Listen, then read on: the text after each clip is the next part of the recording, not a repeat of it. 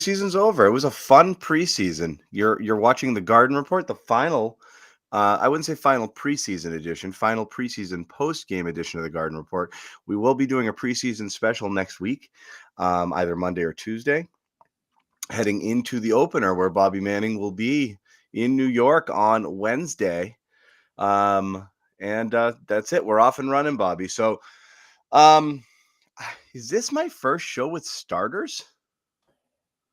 I'm not sure. Did you do the first one? I think you did the first one, right? Maybe. Yeah. Yeah, there were some starters that night. So I missed last game, but I did get a chance to watch, and then I watched, and again, how much can you learn when they play against reserves, right? Yeah. So I guess this is like the first time the first Sixers game, you got no Embiid, no Harden. Oh, you're talking the other side. Yeah. So I'm saying in both, this is the first time starters played starters, right? And Yeah. granted, those starters are the Hornets starters, and granted, it's the preseason, so you're not expecting like high level defense or whatever it is, but like this is like what a regular they played this like a regular season game for the first 2.5 quarters, in terms of rotations and in terms of how they would play. And this is what you expect a team of this like talent level to do, and that's just absolutely just stomp on lesser opponents. This looked like they were playing with like children out there. I mean, it's not even competitive, Bobby. I mean, the I know we've had our talks, and I know you have your concerns about what they may or may not, what they can't do, or where they might be limited, or where the Achilles heel could be. But the talent is off the charts right now, in terms of how far they've leveled up. And I think you just see it more and more when they play. It's like, I don't want to get like crazy about it, but like who's beating? I mean, this is a tough team to beat right now. this is going to be a really hard team for teams to contend with. They didn't even shoot well, and they put up 70 points in the first half, not from three, at least. So that's where I was going to start. You floated below 30% from three as you built this 20-point lead in the first half off turnovers. Finally, this defense can create some turnovers and play disruptively. They set a franchise record, if it was the regular season tonight, I believe I heard on the broadcast, for steals with 22. So it's going to be day and night. I said over the summer, adding Porzingis and now, of course, adding Holiday gives this team the chance to be the top defense in the league. And Jalen said in the locker room when I was talking to him after last game, we got to be able to win when we don't shoot well. And tonight, they won by nearly 30 while shooting 31% from three and generating 105 shots, which was just a ridiculous number. Ridiculous. And again, that's what you do when you get the team to turn it over as much as they did. 22 live ball steals. Is that what they ended up with? 22? Yeah. 22 live ball steals, 21 I'm seeing here. Maybe, they added, 22. Holy jeez. I was telling Ahmed to make that lower third when it was in the teens, and now it's like 22. Just banana land. Derek White had like 14 blocks. I think he was only credited with 3. It was just silly. They played a perfect game tonight. Absolutely perfect, just in terms of the execution, the defense. Yeah, but they were garbage from 3, and they shot poorly from the free throw. They only had 17 free throws. Good looks from 3. They just missed them in many cases. A lot of good looks. I thought the offense, especially the starters, looked great together out there. For anyone who wants to see this be the starting lineup, you now have 2 electric performances by that group across the board. 20-point advantages for a lot of these starters here tonight. And another strong effort, I thought, by Peyton Pritchard, 8 assists. You never imagined seeing that from him a year or 2 ago, and he looks like he's reached another level as a playmaker here, which is really the story of his preseason beyond the big scoring nights early. So I think you know what you have here, more or less, in the top 6. And this sums it up for me. I'm like, oh, like finally, like it's like, all of this hesitation with, do you pull the trigger? Do you do this thing? Do you get these guys? They're so good. Holiday and Porzingis are so good. You know what's the best thing about this? No disrespect to Marcus Smart, because it's not intended to be, but everything positive you say about what's going on now will be a referendum on the people on the departed. And it isn't necessarily meant to be, but Smart was erratic, despite the fact that he was a leader and the heart and soul and a grit guy and a glue guy. But he was erratic. It really feels like you got a lot of grown-ups in the room right now. And that's been the feel around camp. It's been a focused, locked-in effort. Yeah. Tatum said after the last game, the practices have been incredibly intense, long, focused, a word you've heard a lot. You had the ownership group raving over the practice that Holiday first arrived for. So it's been a pretty intense, locked-in camp. Everyone seems determined. The sacrifice quotient, which is something you've talked about, has been on high priority for pretty much every star across the board. I love Tatum's comments after the last game about how important it is for everybody to take a little bit of a step back, and praising Horford for coming off the bench in that game. Great leadership by him in that spot. I thought some more good comments by him there. I thought he played a strong game tonight too early, despite not shooting great. He looks like he's in a good spot playmaking, rebounding, defensively. He's looked good too out there these last couple of games. So he's in a good spot. Brown's shooting the ball really well too, and we'll get to him, some of the highs and lows we've seen from him. But his three-point shot seems a little bit more there to start this year. White's actually looks a little worse, but it's just not going in. But the form looks the same. Right. But with Brown, and again, I think so much the key to this season is I think one of the keys to Brown is if you ask him to do less, he'll be able to do more. And I think that's what it comes down to. It's like every time I buck Bobby against things like Point Tatum and Brown taking on more of a whatever role, it's because I just don't think that plays to their strengths. And the more you ask them to do it, the more you're asking them to do stuff that's not in their comfort zone, and the more you're going to get mixed results. When you ask them to do less, which is like, so Jalen, eventually ball's going to swing to you on offense, and you're just going to be able to do whatever you want, attack, shoot, because they're not going to be able to cheat off other guys because there's so many other options there, and just do your thing. And then that's what he did tonight. I don't think he forced anything. He just he made his shots. He took it to the basket when he had to, but the ball wasn't really sticking tonight. No, it moved. The ball moves incredibly. Yeah. And you have a number of playmakers across the board here. Holiday squeezed in a perfect pass by Mark Williams to hit Porzingis, I think in the second quarter. Probably the best pass I've seen him make so far this preseason. Porzingis, that's one thing I'm still looking for with him. He's been amazing. He's been perfect, really, offensively and defensively. He's made a huge impact too. But 1 assist through these 3 preseason games for him, or 4 now, whatever number of games it's been for him. So the playmaking is not really there from him yet. But Tatum looks strong in that department. Brown too. White's always going to make good decisions. Turnovers up a little bit for him. And like I said, Pritchard's really made some strides in that area. So it's going to be playmaking by committee again. But John, it's still going to be in Tatum's hands a lot. I still say he'll probably lead the team in ball time.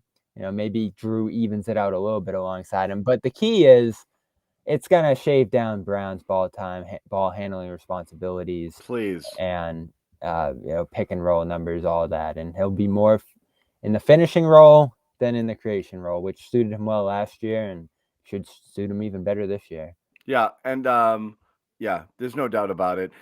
We'll get into a few things. I think we got to look into what do you make of the rotations, who's coming in when, who is not coming in. And Bobby, I was going to check on you around the third quarter and see if you were okay. I started Googling to see if like Kornet had like an emergency or like had a baby or something and had to leave the game. Maybe it was by design he wasn't playing. If it was not by design, we have a developing situation on our hands. But it's Josue's had a hot take on that front. I see. Josue, I wish I knew where Josue was. If Josue were around, I would let Josue have his turn at giving that hot take. But I'm afraid I don't know where Josue is. I'm afraid to put him on. He looks frozen right now, doesn't he? Frozen. Let's check in on Josue. Oh, he's gone. I didn't get to put up frozen Josue. He looked frozen. I was staring at him for a while. Yeah. I'm like, I don't think that guy. We'll let him give his hot take when it comes. Do you want me to hit on that now, though? No, let him have his take. Everybody's waiting to hear what I have to say about that. No. We'll let Josue have it and talk about it himself. But it's, I mean, and again, I this is going to happen a lot. It's preseason. I don't want to take the victory lap on the Yes, Marcus Smart was never the point guard this team needed.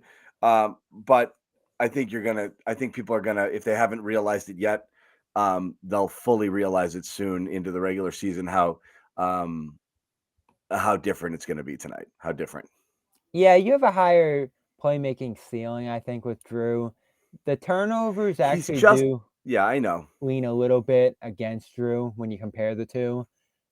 Believe it or not, I think that will surprise some people. But Holiday does get a little erratic with the ball. You saw it last game. He kind of went up for a 3-point shot, stopped, and just threw it away. He had one play tonight where he lost the ball like 6 times and still ended up scoring. Yeah, but no turnovers officially in this one. Yeah, I know. But he did. He lost it twice, got it back, got his own rebound on a wild shot, and put it back up. And everyone loved the nutmeg play last game, but that was pretty erratic too. No, but I mean, he's a 3-assist guy. But when you're a point guard that's dishing 7 or 8 assists, that's a manageable number. A 3 turnover, yeah. So that's about who he is. But you're right, he can get a little loose with it too. It's not all about assist numbers, and it's not all about assist to turnover. It's about making the right read the majority of the time, and I believe Holiday does do that. But yeah. And the big thing for this team as a whole across the board is that the reads are so much easier with the talent they have now. You're not looking around at all the shooters 5 wide. You have some guys that you can throw the ball to inside that are willing to set screens. Holiday's such a willing screener. That stuck out to me the last however many games. Not that Smart wasn't, but he's breaking right in that regard and making his presence felt in that area of the game, which is good if he is going to be a starter here. And we'll get to that conversation in a little bit. He's really going to free himself up and others by setting those good screens. But across the board, it's everybody's job, John, to pretty much just hit Porzingis. Find him, get him the ball, let him shoot as many shots as he possibly can, because I know it didn't go in as often as it did earlier in the preseason for him tonight, but the shooting's just been ridiculous for him. Yeah. It's 60% from the field coming into this game, 61% from 3. The guy's just going to make shots. You see him at practice every day, just hitting everything he puts up. It's ridiculous.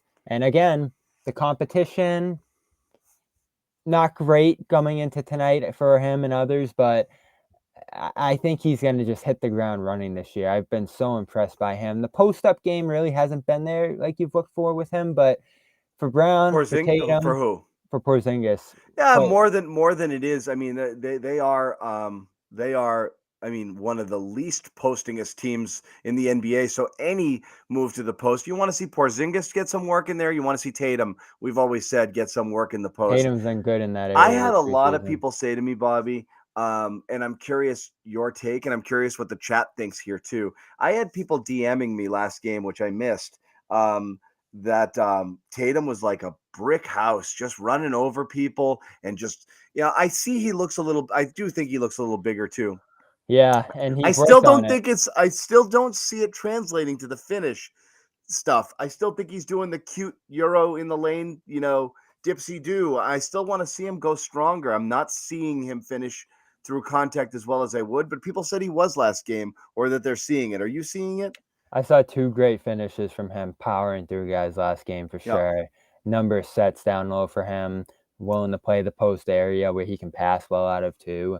So yeah, last game was a masterclass for him in that area. He's worked on it with Sam Cassell. You see Cassell saying, get into the chest, bump me a little bit here. I haven't gotten the chance to talk to Cassell about it yet, but some really good-looking sessions, encouraging-looking sessions after practice for those two together. And Cassell's really been by his side for every second we've been able to see of shoot around, practice, all the rest down the line there. So Cassell's challenged them. He's saying, I saw him emotioning a little bit too with the arm there, and Tatum kind of goes back and says, that's where he ends up picking a lot of the offensive fouls up. But Cassell wants him to be physical. He wants him to bump and bang down low, especially with the 12 pounds added, like we've talked about, John. So he's capable of that. He looked bigger. Look, and I saw a couple highlights last year when he cut through the lane and did what he did, but it didn't look like he finished through contact. It looked like he just got to where he wanted to go. I want to see, if he's actually kind of initiating it, getting the bump, playing through it, or if he's still kind of relying on the, let me get it up this way, sort of thing, which I saw at least one of tonight. Yeah, a lot of complaining from him last game too after an early call he didn't get. Yeah, they kind of People are creep coming throughout the at me and game. saying he was, but yeah, like I said, I saw a couple highlights. I want to see more, but people were telling me he was trucking people. Oh, yeah, in the New York game especially. You didn't see as much tonight, but he had 14 Yeah, free throws over the last 2 games coming in yeah, this one, just 2 tonight. yeah, So I think he saw more of what the Tatum are used to tonight in this game. totally. But it's been an emphasis for training camp for sure, getting him post looks. Drew Holiday's really good at that too. You're gonna see him go after guards and really just truck them in the lane. That's a big Yeah, part of his game. they And were talking Porzingis, about it in one instance where he went, at Hayward, and Hayward's not a small guy. Hayward's got a couple inches on him. I just did my least favorite thing, and I referred to him as Haywood. Um, which Mike Gorman still does, by the way. Hopefully, in his last year, he'll figure that out. Gordon Hayward, and got a good shoulder into his chest and knocked him off and was able to get a clean shot. So you can see that White can play physical. I mean, they can really, Holiday, you see it too. He doesn't really get off the ground, but he's got a clean look because he's just bodying his guy off to create space in the yeah, lane he does there. a It's great it's job pretty with that. impressive. Really good Yeah, job. for Porzingis, I saw it again tonight. Don't post up from 15 feet with a guy underneath you and just kind of toss it up. That's where he's at his worst posting up. He's got to get deep. He's got to have the guy underneath the rim or a smaller guy on him. They can just go right up and over. But there was at least one instance tonight where I saw him kind of get caught at almost the free throw line as he's turning and shooting that hook shot up. And it just ends up being a very flat shot for him. I almost wonder how many of his post ups last year were kind of those like weird in between shots for him, because he does get caught away from the basket a little bit, given that he's not one of the stronger guys, even with his height. So, yeah, his post up game is going to be interesting to follow. Joe's really said that they're going to embrace that area. He also has that elbow jumper too, so it's another mid range shooter that they can lean on just for some offensive versatility. But the 3-point shot's still going to be their thing, John. Would they have 45 tonight? Yep. Still going to be their main source of offense. Yep. They looked deadly the other night, hitting a million of them against the Knicks in that game. But tonight, slowed down a little bit. But good to have the transition runouts. They're just going to be unstoppable in transition with the group of players they have here. Yep. So you're glad to see the defensive emphasis. It's different, John, right? The defensive intensity here. It is. It's just preseason because you don't know how much pushback you're getting in either direction here, but it doesn't look like they're playing an all-star game right now. They're play. The best part about the defense, and again, you had this with Smart too, but I I think people will appreciate this watching Holiday for 82. He never stops. He just never, ever, ever, ever, ever stops. And then White's that guy too. Those two guys are relentless. They're really freaking annoying, with people and just moving their feet and staying in front of guys. It's a real pain in the ass having those guys hound you. And as we said, is if there's a trickle down, Porzingis is 7'3" all day long. So I mean, again, it's there and it's there on the back line. And if you've got Tatum and Brown even pretending to play defense, with their length and being able to cut off passing lanes and their ability to, again, Tatum, I think has the ability to be an elite defender when he wants to. The defense is there. You're right. It's a matter of commitment. Real quick, we want to tell you guys a couple things. Heading into the season, you definitely want to get involved here. With FanDuel. It's football season. We all know that. Everybody loves football, loves to place their bets on Sunday, but NBA season is around the corner as well. Starting next week, NHL is underway. So there's a million different reasons to get involved with FanDuel, the exclusive wagering partner of the CLNS Media Network, and also the official partner of the NFL. We should mention that as well. So the other reason to get involved is you get this special offer when you go to fanduel.com/Boston. You get 200 in bonus bets when you bet just $5. Once again, fanduel.com/Boston. Go there, sign up, download the app. Really easy to use, super easy interface. In addition to this deal, there's a lot of different specials running all the time and different fun things that you can do when you get in on the action. So again, fanduel.com/Boston, bet 5, get 200 in bonus bets. Other thing we want to tell you guys about is Odds Are. And Odds Are is not a sports book, but it helps you basically make smarter bets, which is what's cool about Odds Are.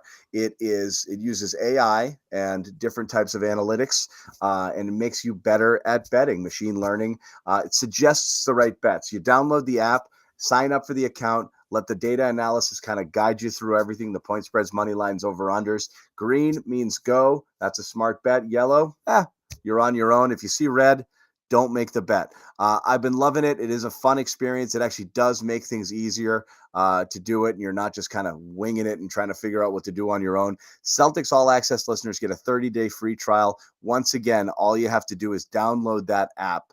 30-day free trial. Go to oddsr.com/Celtics. That's oddsr.com/Celtics. Check it out and get in on the action. So, Bobby, we're going to transition in a minute. What is this? Oh, that's funny. Amit's doing funny things. We'll tell you about those in a minute. First off, we're going to welcome in Josue to the show. And what's up, buddy? What's going on, fellas? So, I was gushing earlier. You got me gushing about the Celtics. Really? Well, I mean, I've felt this way all along. After the trades here, I just, this is how excited, I feel. Josue. He's going to be in the stands again in November, waving the towel. First week of the regular season. Get me to a Nuggets game. These guys are unstoppable. Wait, are you telling me? Hold on a second, John. You telling me you don't tell me you forgot about Rob already. The season hasn't even started yet. Again, just because Jimmy misrepresented my point of view on Rob. Yeah, he really did.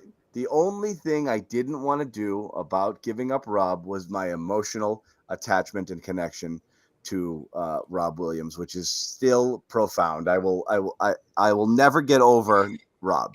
I won't. Yeah, but you said it. You said it from the very beginning. That's the part that Jimmy leaves out when you said at the very end, yes, it would hurt, but I got to do this. You get over it because you're getting these players, and again, you've leveled up in talent to a point where this is a better team than they've ever had. Is this a better team than the Kyrie Gordon one? Yeah, of course it is, because you've got Tatum and Brown fully evolved into superstars at this point. This is the best talent there's been here since the last big three. I mean, it's ridiculous. It's that good. Well, let's go with some of the rankings that have been put out recently, because you pretty much have 5 top 70 players or so here. I mean, excluding ESPN, which inexplicably left Derek White out, which honestly I think was like, I would have thought they just forgot about him, but they actually included him in the last guy's off honorable mention. Right. Yeah. The honorable mention. I would have thought somebody was just like, guys, we forgot to put in White. He should be like 60. What do we do? Just stick him in and knock one guy out? No, they intentionally did it. But everywhere else in the world, I mean, the metrics people, Bobby, have White as like the 35th best player in the NBA. Like, I mean, he's an analytics darling. I have no idea how he doesn't make this list. You know what? Grant Williams made the list. Yeah, he didn't make the ringer list. He probably shouldn't make any list. No, he shouldn't make any list. Anyway, no lists. Porzingis is the one, right? I'm blown away. I didn't expect this from him. I had concerns about the fit. It's obviously a different team now than the one we kicked around originally, too, with Holiday coming in for Rob. I think that made a lot more sense when it comes to Porzingis and the big situation. But just the shot making and how much he draws attention off even the Jays just because of how big he is and how much of a threat he is, the moves he has, but really the defense. And that's one thing I did expect to be great, John. But it's been even better than I expected. He's so poised against the pick and roll in there. He creates so many deflections. Every shot he contests has pretty much turned into a miss, it feels like, save for a few tough shots against him so far. Again, the competition hasn't been great. You wish you could have seen him against Embiid. Robinson's okay for the Knicks, and Mark Williams is young and a little inexperienced here. So we'll see him against some of the better centers in the league. But I don't know, Josue. I just continue to be very impressed by him. I get ahead of myself a little bit.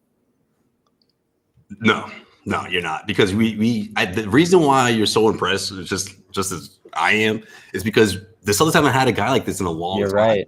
Consistent score, can score from around the free throw line, mid-range, three-pointer. I mean, you name it.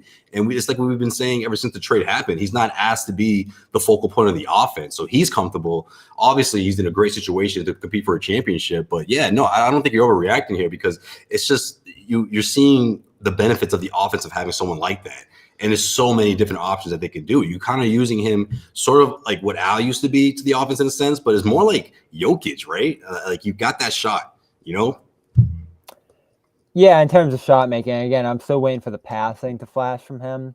Hasn't really yet, but maybe they don't need it to. Maybe he's just the kind of guy you throw it to and you want him shooting. I know that's always been Joe's approach to limiting turnovers, is just shoot the damn ball.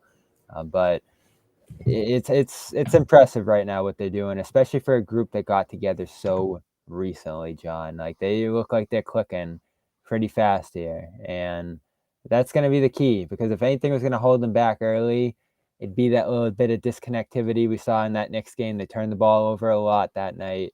Tonight was much more sharp, much more connected, especially for Holiday, who will continue to debate the starting lineup here. I think there's good arguments in both directions.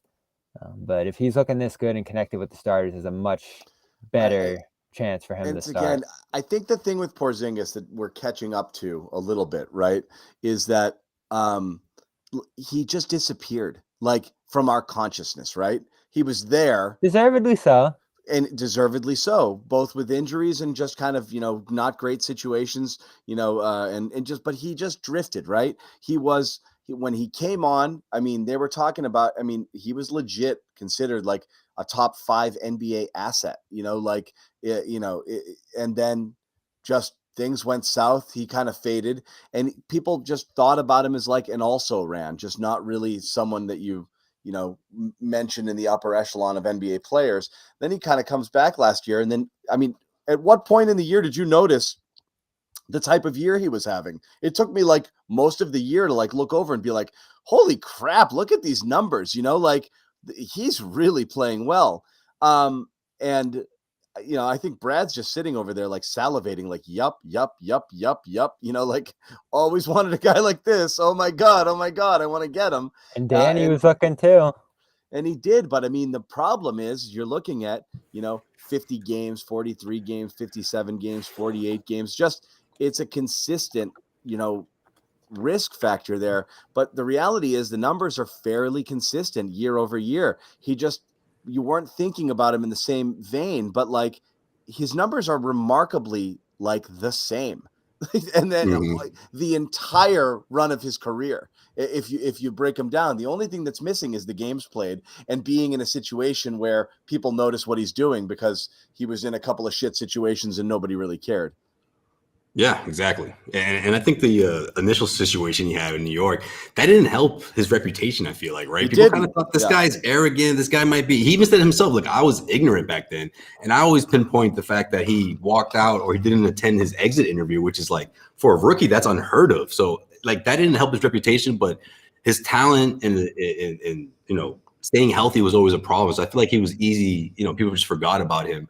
But you're seeing him in a great space right now. And I think the addition of Porzingis, the addition of Jrue Holiday, Tatum and Brown taking another step, what this year means to them, I think all that has to do with ESPN just saying, you know what, this is probably the year, or maybe they're assuming this is the year that Derek White goes back to being, less of a factor. And I don't think that's true at all. Like, if you've been following this team the way we have, we know that he's easily been one of the better complementary pieces that Tatum and Brown have ever had. So we only see that getting better. We don't see that as like his role will be reduced or that he'll be someone that gets less minutes.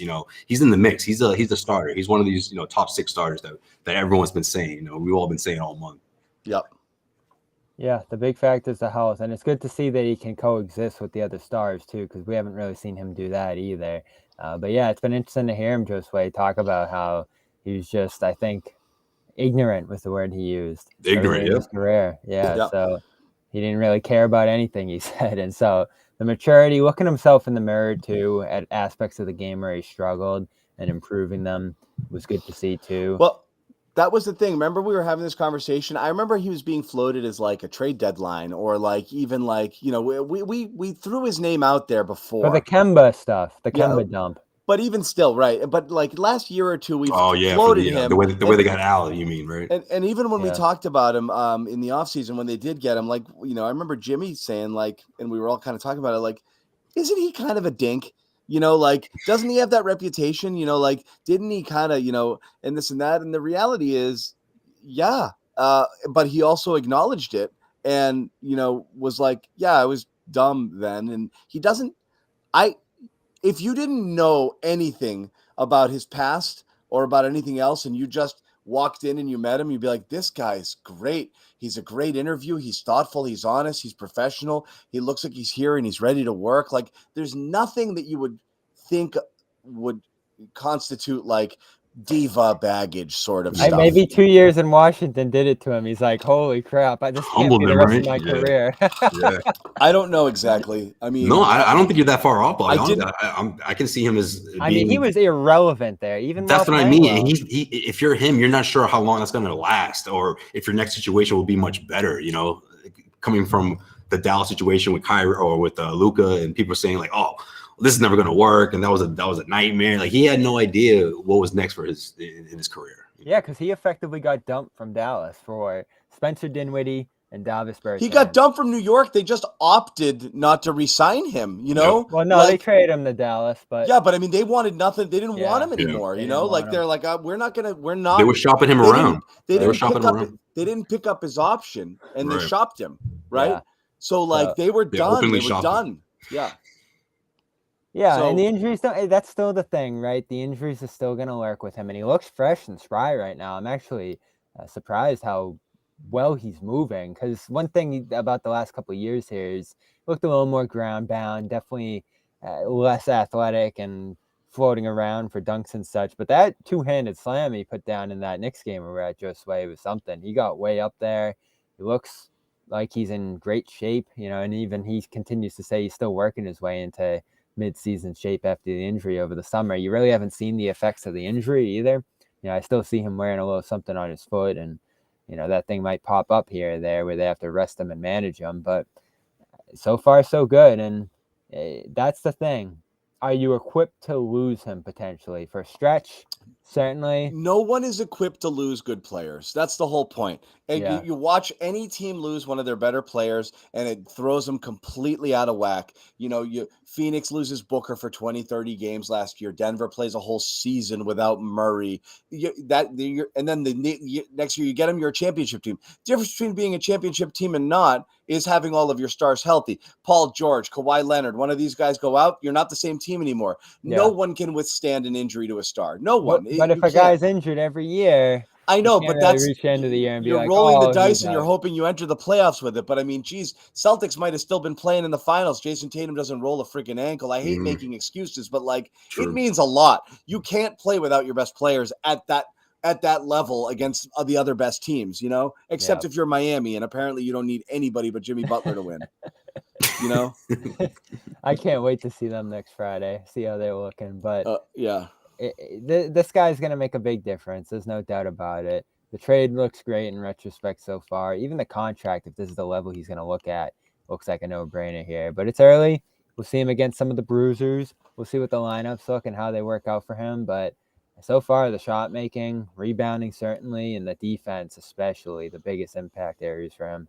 Yeah, no doubt about it. Now, I do want to get into what's so funny is we spend how many shows, Josue, like barking at Bobby for starting the Kornet talk too early. Oh, yeah, that's right. You know, like, stop it, Bobby. It's too early to talk about Kornet. But in this show, the chat has been begging us to talk about Kornet and Queta and what's going on there. And Bobby has already teased your like super hot Kornet take, which I'm curious. You have a theory. You have a Kornet theory. We're gonna get to that in a. Do you know what I'm talking about? Because you're looking at me like I hope you remember, Josue. You're looking at me like, is that not ready for TV? Did you just out somebody again, Bobby? That's what you do. No, he already put it on MSG, but it hasn't been on this show. Josue's Kornet. Okay, all right. We'll talk about it first. First off, that's what I was thinking. Yeah. As we call this a tease, but first off, we want to tell you guys about HelloFresh, which. Bobby, oh boy, you love it, right? Yeah, and I'm a guy who loves to cook, but even if you don't, they make it easy, they make it quick, they make it manageable, and they give you everything you need. You keep saying it, John. Like, the worst thing you can end up with is a missing ingredient. Yeah, dude, I have a bag of scallions right now because, like, I needed, like, 2, And like those things go bad in like a day and a half. And I just needed a little bit for like, one dish. And then I'm just like, and it's not like you spend a ton on the bunch, but it's like, I hate throwing it out. Like, what else am I going to make with these scallions? Every single time I get cilantro or parsley, like I just use a few sprigs and the rest the next day is like, it's like all wilted and sad. I was just going to say, just staring at you like. It's just like droopy. It's lost all. It's like you buy it and it's like it could literally like cut someone, and then the next day it's just you feel so guilty. You're like, damn, I should have used more of that.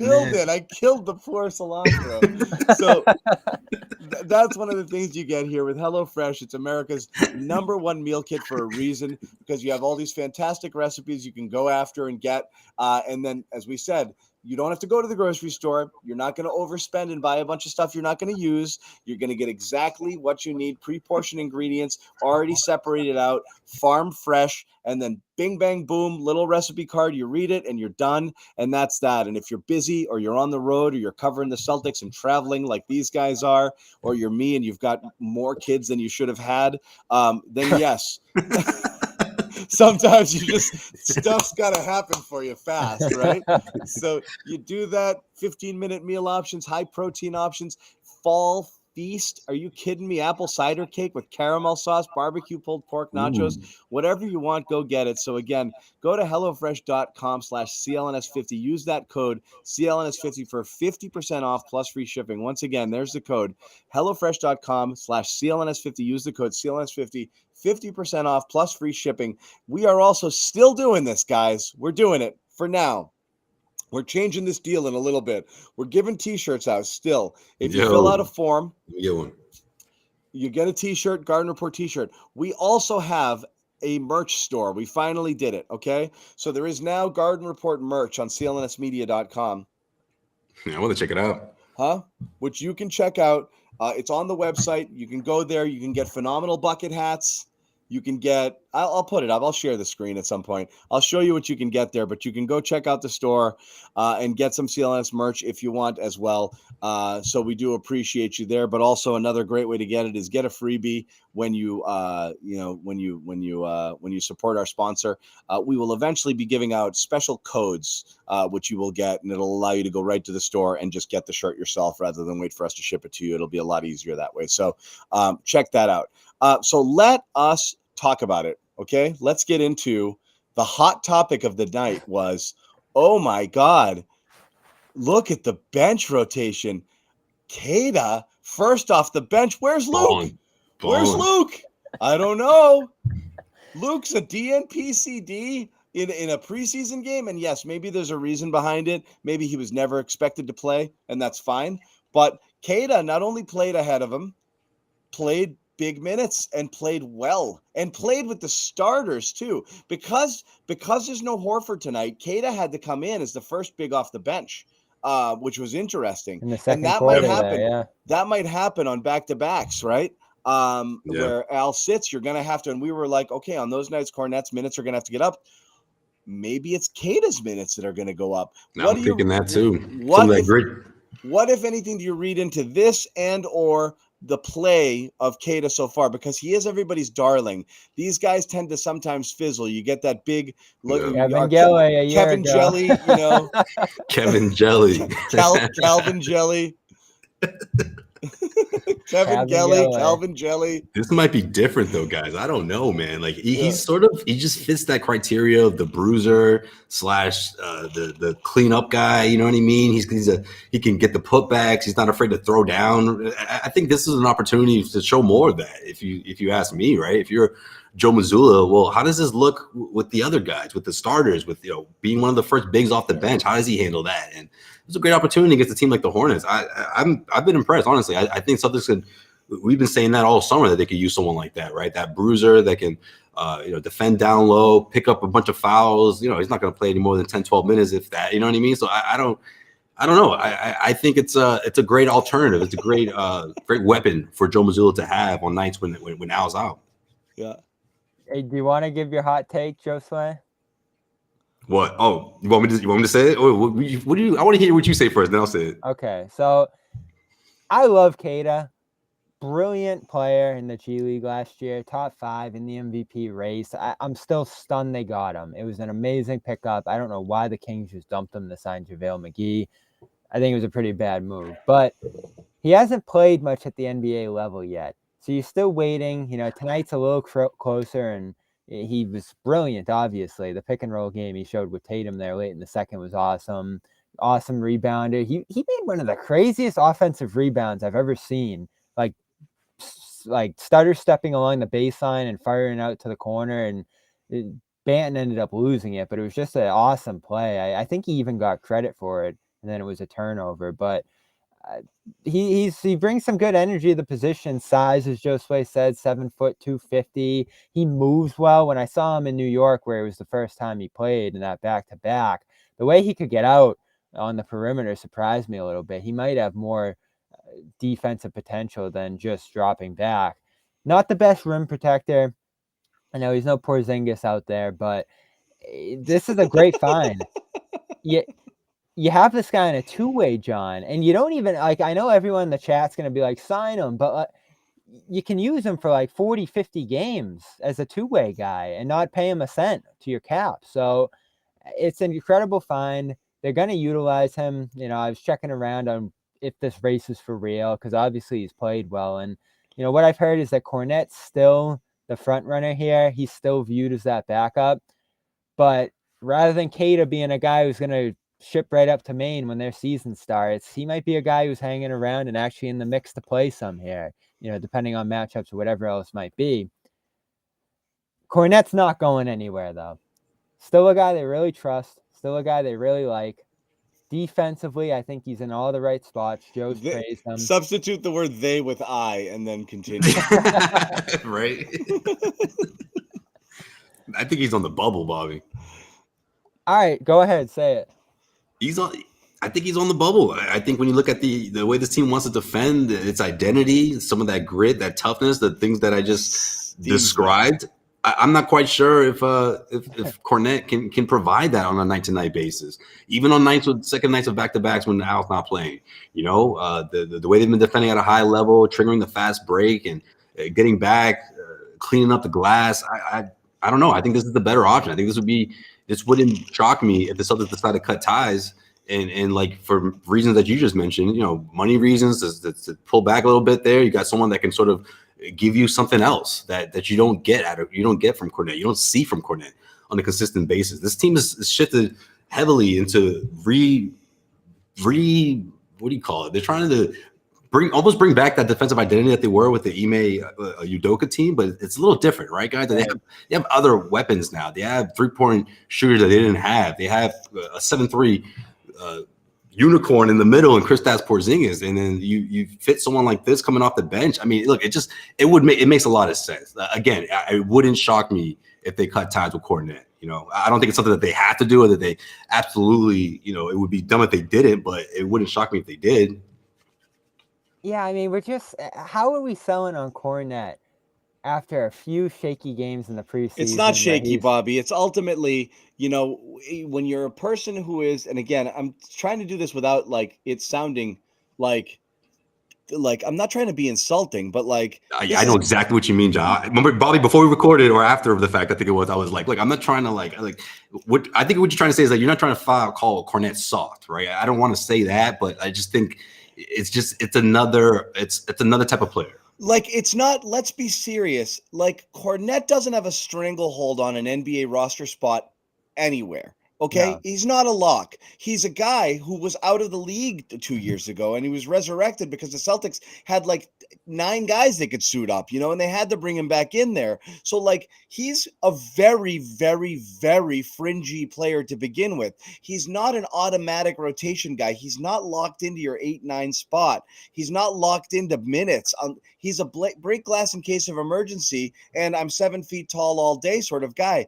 But that's it. If he gets slightly outplayed by anybody, of course he can get removed. You're not losing anything there. He exists because you didn't have anything better, and that's where he would exist on most rosters. And this is not meant to be an insult. Those guys have jobs for a reason. There are guys who stick on rosters because of, a particular skill. In his case, his skill is height. you know, and I'm not saying this in a disparaging way, but that's what he's got going for him. But if you're bringing in somebody else who can do what he does and give you a little bit more juice, of course he's at risk here. He's not a lock by any means, nor is it insulting to say that he could lose his spot. Like, that's just where he's at. Right. That's who he is. That's his reality. I think, like, with all due respect, I'm not going at you on it either. I'm really not. We tease you about the Kornet stuff. I really do believe you have him. But like, it was the same I think conversation. in your mind he's about 20% better than the rest of us think he is. That's Yeah, about you it. You got him as like a borderline everyday player. Well, But we had the same. You have him as a guy who to you make think a should be roster. getting 8 to 10 minutes every night, and we're like, nah, yeah, you know, when you absolutely need it, you know, that's it. That's that's where we differ on it. We had the same conversation going in the last year. It's like, really, are they going to rely on him for secondary minutes here? And when Rob was out for that huge stretch to start the season, hurt his ankle early, but when he comes back, we were pleasantly surprised by how well he played. He gave them good secondary minutes against most teams. Now, he's matchup dependent, right? He can't get out on the perimeter. It's the Kornet contest, which we've determined hasn't worked here. So there's going to be matchups where you can't play him, and you're going to have to go to some other stuff, whether it's small ball or Queta or whatever it is. But against the teams that you can clog up the middle with him, he's done a great job. I mean, I said it the other day, John, or last week. They went into a game against Joel Embiid with no Horford, no Rob last year, and started Blake and played Luke heavy minutes against Embiid, the league MVP, and they won. And it's because he gives them solid minutes out there. He's not grabbing 15 rebounds. And I know, but Bobby, what you're suggesting is you're basically kind of borderline suggesting that Kornet is irreplaceable. And like, and of course he could be replaced, and it's not that difficult to do so. That's kind of the point. Is but it shouldn't you don't have to you don't have to. It's not a very tall hurdle to get past to be able to get beyond Kornet on the depth chart. That's kind of what we're saying. Next to that, we're having a Luke Kornet intervention with Bobby. I just can't wait for his first big regular season game this year to go. There you go. Remember the Suns game, John? What do you have? 14 No, points, I don't. 7-7. throwing down reverse dunks. He's like, John, he had a double. How do you forget? Come on. We're all gonna remember where we were when Luke Kornet. Everyone still remembers that Horford game, by the way, that I said that. But the Philly one, I give you that. But I don't know. I mean, listen. He had a rock solid year last year. You got to, but you also got to remember too, Bobby. Like, this team is a lot more. There's new voices on that bench, right? Whole new coaching staff. A lot of people who've been around the league for a long time. That's a fair point. I'm not saying that the second Sam Cassell walked in there was just like, yo, you guys really want to keep this guy? I'm not saying that, but after training camp, after preseason, like everyone voicing their opinion, it wouldn't sign this guy. They go this route. If they say, look, let's just let's just try to put together a much more intimidating second unit with new faces, guys who aren't gonna cost us less money. We can start trimming, some of this payroll now before the second apron hits. And Kornet just might be one of those guys that just gets sacrificed. I can't say Wendy and Gabriel would have to pass him to make him not be on this roster. They're going to keep him at $1 million or $2 million, whatever it is. It's just who's going to back up the 10 to 12 minutes that we've talked about here behind Horford, behind Porzingis. And this brings us to the starting lineup conversation, John, because if they only start Porzingis, on most nights they won't need either of these guys to play. It's if they go double big, which I still suspect they're thinking about here, that they'll actually need 10 to 12 minutes of one of these guys. Yeah. How can you be on so many islands at once? That's what I ask you. Like Kornet Island and Double Big Island, like just reside on one island. Pick one island. Hey, I gotta bring the takes here. That's what people are tuning in for. I absolutely do. Bobby wants to just preserve those 8, 9, 10 minutes for Luke. And he can do that. That's the thing. I'm not. If Horford has to miss time here, or Porzingis goes down for 2 weeks, you're in a situation. Neither of these guys are cutting it. If that's what happens, I don't think you can play these guys 20 minutes, 30 minutes a game.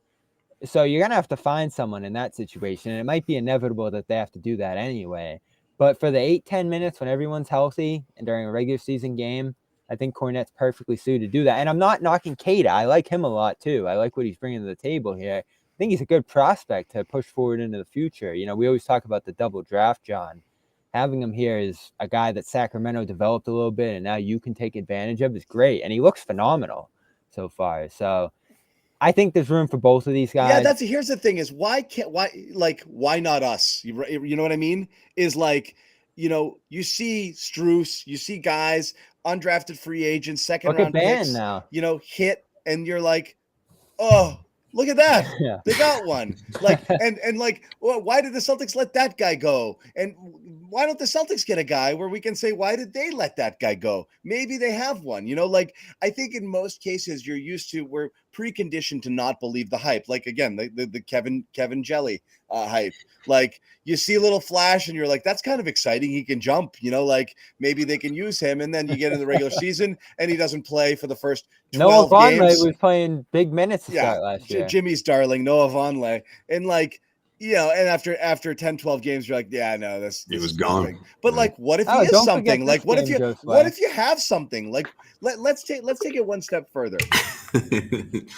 That I'll remember. I'll never forget that. Why can't we imagine a world in which not only he makes it over Kornet or plays over Kornet, but actually is a valuable piece? Like, why don't we take it one step further and say, like, what if they found something real? That would be amazing. Like, oh yeah. And I think you can throw Delano Banton in there too. Toronto just let him go, and it looks like he fits in well with what they're doing here, and Joe likes him a lot. So you're always looking for these guys. I think they have a ton of them on this roster, and quite a few of them have shown out so far. Lamar Stevens, we should get to too. I think he looks fantastic. But also, again, I do want to point this out.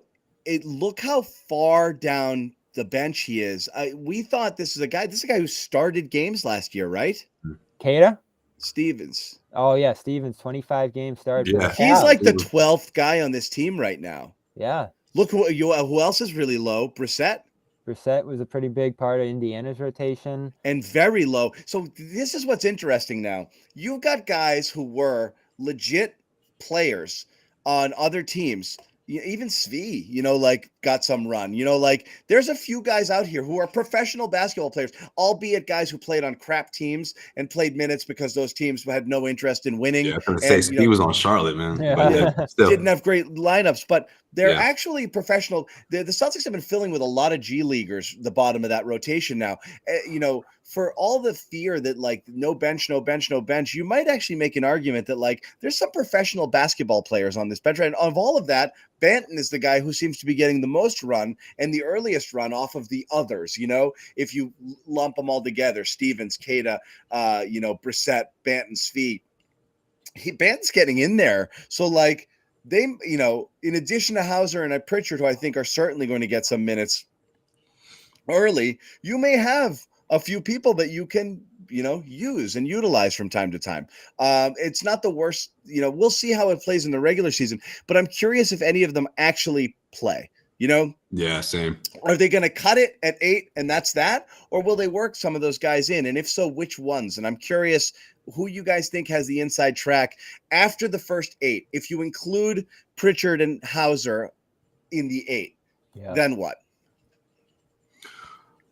See, I want to say Brissett, but from what I've seen from the from the preseason games, I'm wondering if he's going to be one of those guys that's going to be fighting, to get in there. But I mean, I'm thinking Brissett and Banton. I feel like still has a way to sort of, he's got to get more comfortable with the offense. There's times where I feel like he's getting there. And other times I feel like he takes a big step back. So it's hard to say, but I mean, those are the two guys I think of off the top.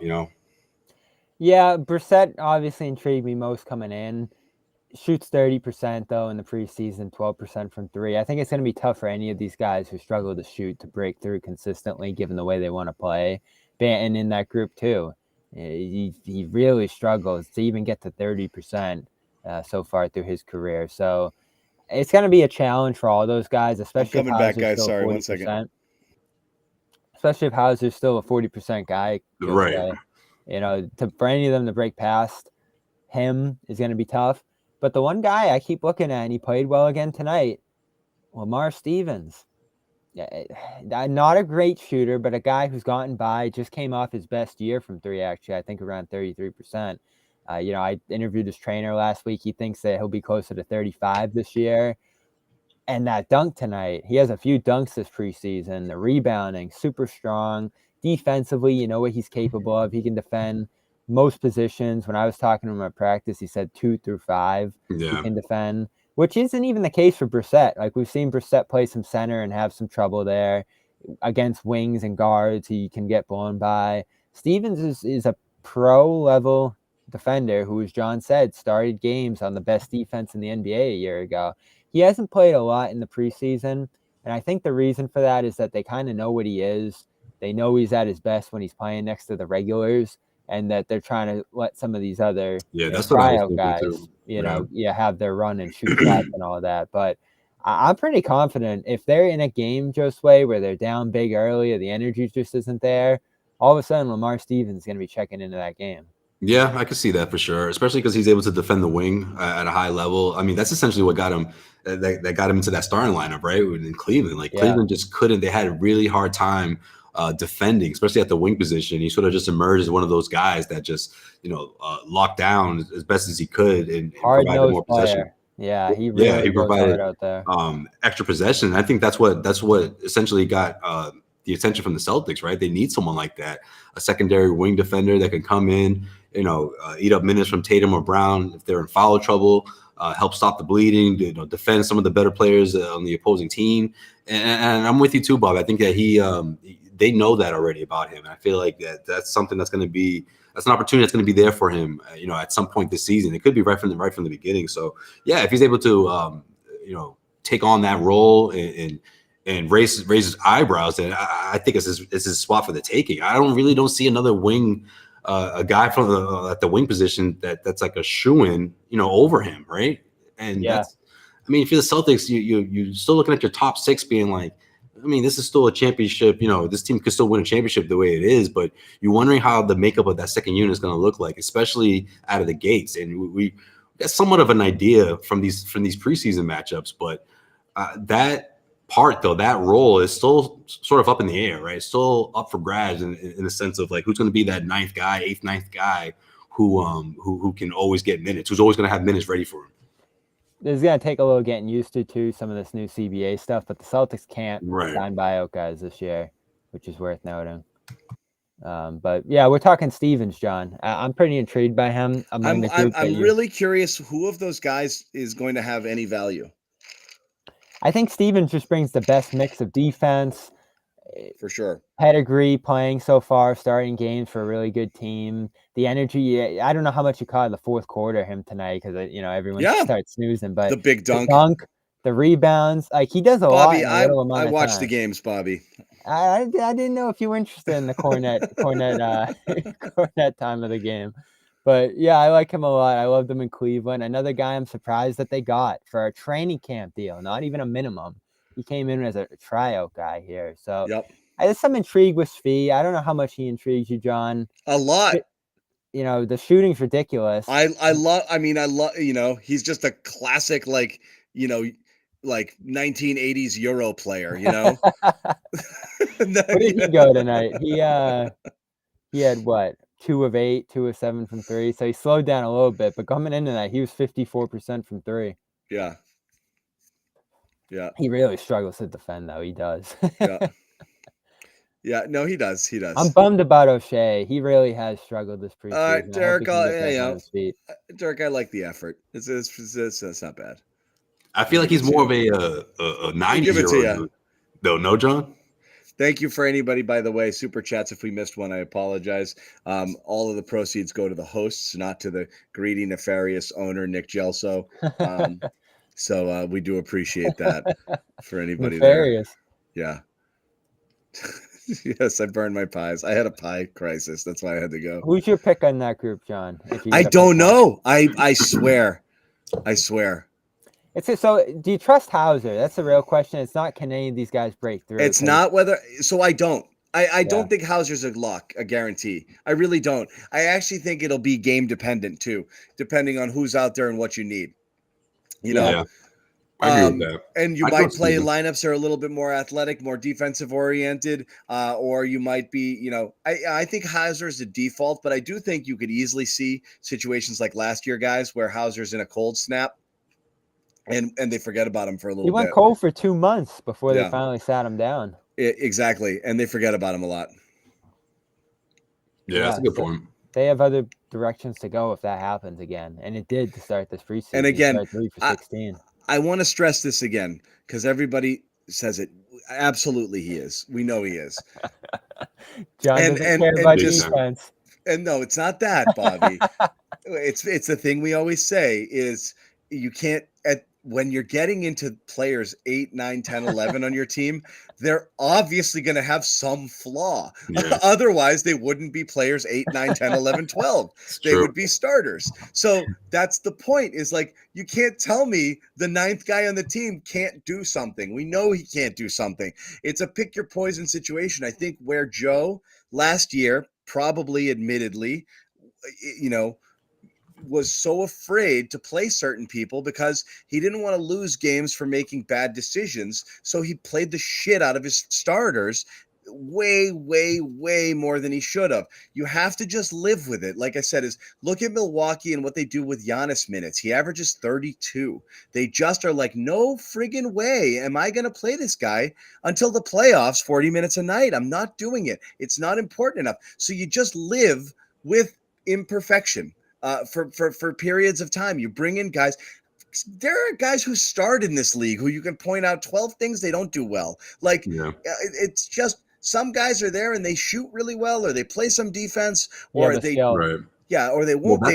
Having an elite skill is great, and obviously Hauser has one. Svi shoots all day. Elite being able to score. That's the thing. All these guys does a lot for you. Like I take that over a guy who's just in the way, and you're basically playing 4-on-5 for 10 minutes, or 5 minutes. I don't want to see that. That's the thing that's good about this bench. They have mostly minimum guys, but all of them do have one skill that really intrigues you. Svi in the shooting, the offensive rebounding and defense. In Stevens' case, O'Shea has really played with some amazing energy at the 4 as a cutter, especially is his skill. Svi's shooting, and you go down the line, Banton really screens well and just seems to know this offense super well, which Joe likes. So they have a number of guys, none of them even mid-level guys, who can do something for you, which is, again, a credit to Brad Stevens, who built this roster really well. They really have a group that's new and different, but is super intriguing, even on this bottom half that we're debating here, which could have stunk, John. As you said, G League guys, cast-offs, undrafted rookies. It could have been any of those kind of guys, but they ended up with some intriguing players. Bobby, do you have like all your dishes below your seat or something? What's no? I got my light here. Okay, it's like you're kicking a tray of dishes or something. Yeah, like right underneath. Yeah. There we go. Be good. No, that's a good point, Bobby. But we also have to give Brad Stevens a lot of credit for that, right? Because I feel like he's able to bring in these guys who aren't going to break the bank. They're in that point of the career where they're not quite out of the league, but they have that opportunity to show that they've been in the league long enough that they're just waiting for an opportunity. They're driven, and I think that's why it's also difficult to gauge which one's going to break through, right? Who's going to solidify that spot? But it's intriguing because you can see potential in all these guys. And I don't think that was always the case last year or even 2 years ago, right? Like how many times there were like 3-4 guys you were just like, there's no way these guys are going to get solid playing time, and you were kind of just like hoping 3-4 months into the season that, maybe Romeo, because he had like 9 points one game, like he's going to break through. I think this is completely different, right? Like these guys, like one of them is going to latch onto this rotation. You're going to get something out of those guys, out of that person. Yeah, John, how many times did we ask for some of those old bench guys like Romeo? What did they do? We just wanted them to grow up like you're that. Right. And exactly. It was unrealistic, Bobby. Romeo These guys are different. Yeah, these guys can do certain things. Romeo legit could do nothing. At and best, it's not just him though, but that's just a good example. But he's a good example of a guy who's kind of like that. Yabusele, Semi's exactly that guy. Semi was every minute Semi played just Wanamaker. But you can go down the list. But like Romeo was a classic case of just doesn't do anything. Like he's just a body, right? Yeah. Offensively, nothing. nothing, just a body. He could play some defense, but he would never get the benefit of the doubt on calls, and that would negate whatever. I actually still think he could have been a legit bench D guy.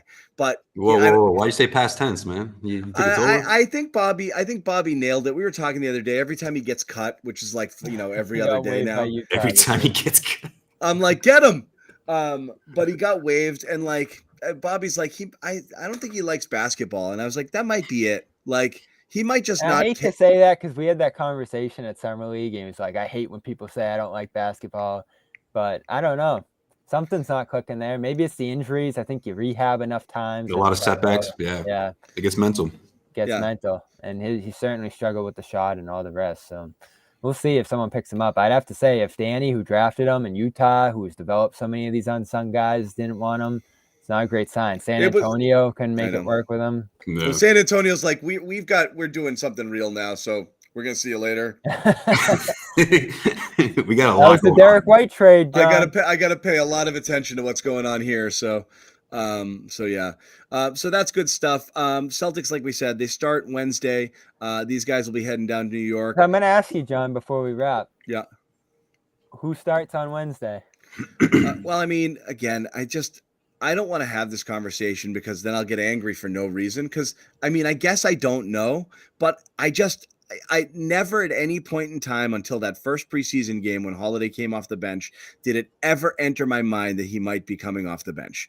And so I really believe what you saw tonight and what you saw last game is the lineup, and it's always been the lineup. I never at any point in time thought Holiday or White were coming off the bench ever. I've never thought it. I don't believe they're going double big. That's what made the trade so incredible, right? Well, the fact that it happened because no one sort of saw that going to be the Celtics. Like no one saw the Drew Holiday thing, days before, but that's what made it exciting. The thought of putting those two together in the backcourt. Ever. And so, and again, for multiple reasons. One, I mean, Holiday's a freaking all-star. You're not trading for a guy and putting him on the bench. Like, it's ridiculous to think White, the way he played last year, he was your second best player. I mean, it's like he was so good. We were screaming for more minutes. And third, like you're limited in what you have in terms of big bodies. So it makes sense to split. I thought it made sense to split Al and Rob. It certainly makes sense to split Kornet and Al because you don't have anything you love coming up behind it. So for all the reasons it makes sense. I've never understood it. I think they were trolling us the whole time. It was just respectful, deferential. They're respectful to Al to not say openly he's on the bench without talking to him and making sure he understands it and blah blah blah, Maybe, yeah, that could so have been that's I think maybe out of respect to Al that's it, but I don't believe for 1 second Joe in his mind had ever considered this not being the lineup. Yeah, that might explain more why Drew, when I asked him, was just like, yeah, I'll do whatever, knowing that he won't come off the bench. But I still think it's a real possibility. I think there's been enough smoke behind it to make you think that could happen on certain nights that they want to go double big. And again, I try to explain this when Jimmy and I were going back and forth over it last game. Just because he's coming off the bench doesn't mean it's going to be the 20-minute thing like Brogdon did last year, or limited minutes. He'll play far more than Horford does. Horford will still take a back seat. It's just about the combination to start the game. And Joe, I guess, actually kind of went off about it to start the game or pregame tonight. He's starting to get frustrated with the conversation and said it's not even about starters. It doesn't matter. It's just the 5 guys on the floor to start the game, and then the closing lineup is what we're really talking about. Or did we ever consider this? No. Can't say I have. Here's what I want to end with, Bobby. A lot of people in the chat think you're sad. Because of 2 things. Because it's possible both your 2 islands, are both like sinking. They're like your dream of Kornet and double big might have died on the same night, and everyone thinks you're sad. So can you tell people someone said you sad? Have the Arthur clenching fist going right now? Yeah, Arthur. I'm certainly concerned about what's going on with Luke here this preseason. He's concerned. He's gonna. But you were concerned after, or no, you were a little concerned after I said it, and then when he played after that New York game, you were like, "He's good, he's safe." Well, yeah, I mean, you gave the full run to Queta tonight, which is interesting. Obviously, you want to see extended minutes for both those guys, but Kornet was pretty limited last game against the Knicks too. He had that one first half run, but since Horford was coming off the bench, he really didn't play a ton the rest of the way. So yeah, there's some concern on that end for me. But double big, there's going to be a lot of double big. I still think, especially with Joe teasing starters by committee, John, maybe it's not next Wednesday, but maybe against the Heat the next night. Holiday's coming off that bench and Horford starting. There's going to be different combinations throughout the year. All I know, especially after tonight, you mentioned White off the top, don't sit White ever. Like, it's the easy move. He's going to, like, if you're Joe and you're worried about how Al feels and Holiday's coming in as a star, you don't want to put him on the bench. The easy decision is White, who's like, yeah, I'll do it. Like, not even, thinking twice about it. Don't diminish his role on this team at all. He should be out there with the starters. He should be out there setting a tone to start games. Hey, salute. I just love where White's at right now. Yeah.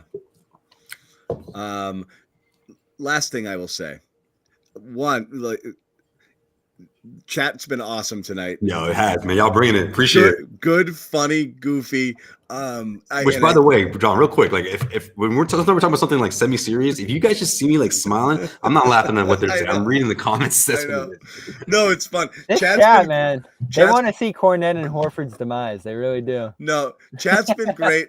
But what's fun, what I do want to say is also, I mean, that's what like kind of the optimism, I think of what could be, does for us. And also I want to just show people, I want to, people to know that we can do these shows when the Celtics are doing well. Also, it's much more fun to talk about what the possibilities rather than just crapping over Jaylen Brown, dribbling into the, into people. You didn't bring up Brown once tonight. No, because I mean, look, again, to me, Brown is the key to Brown is he will be asked to do less, and I believe if he embraces that, he will end up doing more. My only fear with Brown potentially is kind of like, he was forgotten when it was just Tatum. What happens if we go through stretches where it's just not flowing through him? Is he going to disappear, go in and out and this and that? And then when he does get it, feel like he has to force it because it's like, geez, I haven't touched it in a while. So it's how they play together and share the touches that you want to see. That's going to be a big concern when you have, like, when you put a bunch of stars together, the sharing of the ball is always an issue, and with Brown, it's been an issue with less talent. I'm really curious how it is with this much talent. I'm not condemning it one way or the other. I am, like, oh, he's just gonna, like, tonight was perfect. I mean, it's like, I mean, you can't say anything about it. This is a perfect. No, I get you, John. It's like is he just gonna like join in with the crowd or be the oddball? Like that's what the philosophy from the beginning has been all about teamwork. And you're hearing guys talking about how there's a lot more drills with other guys involved, whereas before there's a lot more one-on-one work. And I think it's all, relative in the sense of everyone's going to have to sort of sacrifice a little bit, right? I mean, you talk about what Joe Mazzulla said before tonight's game, and he doesn't want to hear any of that when it comes to people starting because they're a team. They're going to do it's all about what's best for the team. And when guys start, when the narrative starts to become, oh, this guy is not crazy about his minutes or this and that, that's when you see dysfunction. And if there's one thing the Celtics tend to run into is dysfunction, or, like one way or another, or every other year there's something or some sort of rift. And you're hoping you see less of that this year going in with a lot of new guys and a new look. It feels that Bobby's there every day, and he's said it a bunch of times, and I have been down a couple of times, and I kind of get the same vibe too. It's business-like, but not like not fun. Remember how goofy it would be sometimes last year? Like goofy. It was, Brown and friggin' and I mean, not Brown, Grant and White and those stupid horse games. Oh yeah, it's not goofy. Yeah, but then it was also Smart on the floor, throwing the ball. Smart doing trick shots and looking around like, did anybody see that? Everyone's like, yeah, man, we did. Like, and then Tatum would be like, I'm gonna go all the way over here and work out by myself. Which is what he does every time. Yeah, it's so not true. Even talk to anybody. He's just a far court with a coach. I'm gonna you guys, whatever, So like, yeah, it does feel like it's a little bit more locked in. Yeah, and before the Warriors game, Good they point. lost on the road there, the rematch of the finals. It was just like it was like a bus ride in the locker room. Everyone was just joking around and like fighting over their colleges, and then Jalen walks in just with like his headphones on, locked in, but everyone else is just like, it was a very, at times, I almost compared it like a bunch of like college friends, just like cracking jokes, guys who have been around together for years. It was a loose vibe to last year's team. Like that was the word I used most often about last year's team, was just how loose they were. The focus waned, their consistency was all over the place. They were very inconsistent. And this year's team just seems to be a little bit more locked in. These guys aren't as familiar with each other. There's definitely some deference toward the guys who are coming in, right? A lot of respect for these guys, and they're veterans who are very focused on coming in and winning. Holiday has already won a championship in his case, so there's obviously a willingness to listen to him, and it's just a little bit more fresh, which this team obviously needed. Brad decided they needed. There's still like that whole conversation of like, oh, the Brogdon trade fell apart, so that's why Smart's gone. I still don't think that's the real. I said, they were both. It was very likely they were both gone. Yeah. It really was. I think they were ready to move off both guys. Anyway, we are gonna wrap it. We do appreciate you guys hanging out. It was a good chat. It was a fun night. It's been a fun preseason. So everybody who's been along for the ride, that's great. We're psyched. First of 82 coming up on Wednesday. Real quick, tell you once again, check out FanDuel. Sign up at fanduel.com/Boston. 200 in bonus bets when you bet just $5. That's all you have to do. $5, America's #1 sports book and the exclusive wagering partner of the CLNS Media Network. Also, if you want to help it along, go to oddsr.com/Celtics. This is not a sports book, but they're going to help you bet smarter. Oddsr.com/Celtics. Download the app, get a 30-day free trial when you sign up. And what else do we have? Let's do HelloFresh. Why not? America's everything is #1. We're #1 on this show. America's #1 meal kit. Okay. Is that the first question you guys asked? If you're #1, you guys are #1 of the things that you do. When the advertisers call Guy, and they're like, we'd like to, put these guys on your show. Guys, like, are they #1? Are these guys like, is your product the best?